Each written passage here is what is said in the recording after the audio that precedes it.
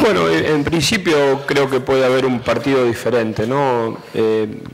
Ya esto es por liga, los dos equipos tienen necesidad de ganar, nosotros para conservar el liderazgo, la Real para sostener ese puesto de Copa de Europa que tiene hoy.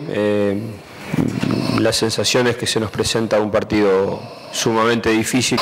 Bueno, es el último campeón de Europa, así que evidentemente a la calidad de futbolistas que tenía, más allá del cambio de entrenador, lo ha reforzado con la presencia, por ejemplo, de futbolistas como Götze, con lo cual sigue siendo un gran candidato, ¿no? Está haciendo una buena liga, está haciendo una buena Champions y evidentemente a la hora de nombrar un favorito creo que todos en primer lugar pondríamos al Bayern.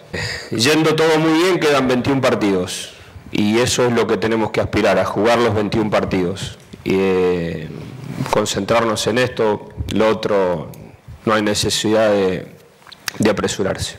Quisiera saber si usted ve a Neymar preocupado por todo lo que está pasando, si cree que está en buenas condiciones mentales para afrontarlo todo.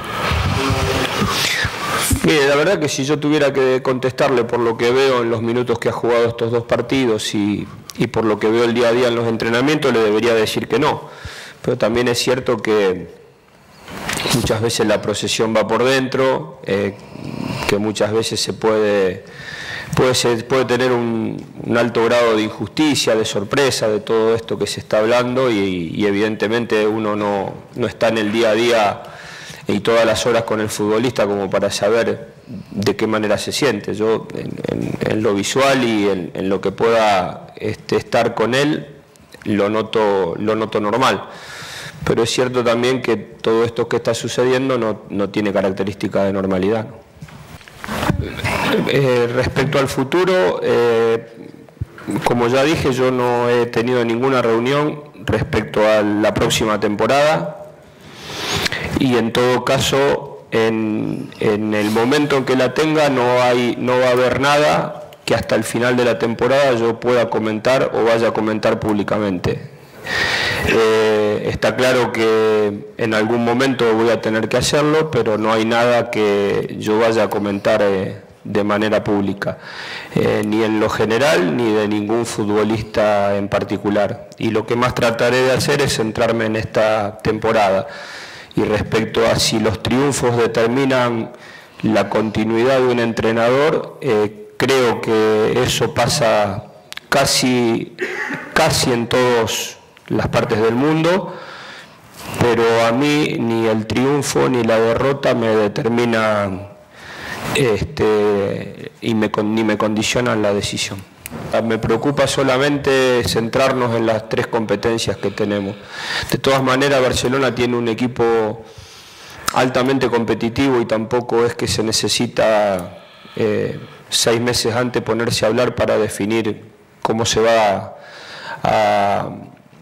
puede uno imaginar el equipo en la temporada que sigue, ¿no?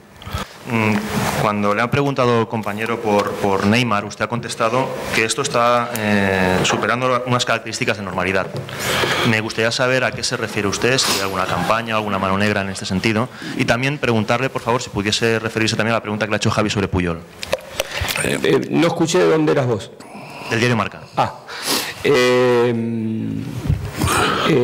No, bueno, yo no estoy hablando de campaña, hablo de anormalidad. No es normal ver en ningún lugar del mundo que una institución tenga primero la salida de su presidente, ahora lo que pasa a nivel del club, a nivel de quienes quedaron en la conducción del club.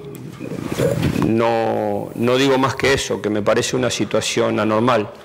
Y lo de Puyol me preguntó cómo veía de cara a la temporada que viene y dije que de la temporada que viene no tenía nada que decir, ni de Puyol ni de ninguno de los otros jugadores.